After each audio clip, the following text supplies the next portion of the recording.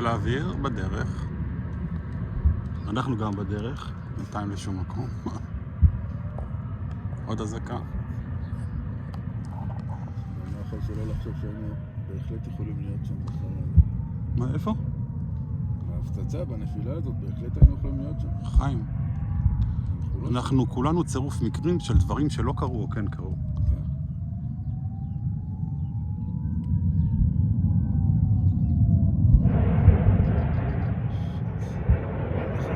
זה שיגור של איזה כיפת ברזל לאזורנו.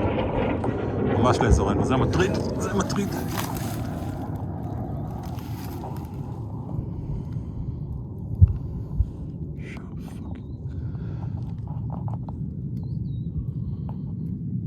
כל כך מפחיד השיגור של כיפת ברזל הזה.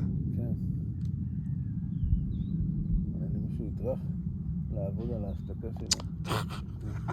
מיותר מבחינתם, אה? הופה.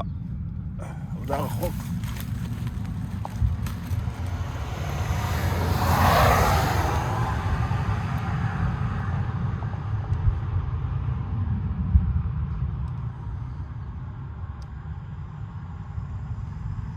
מה זה?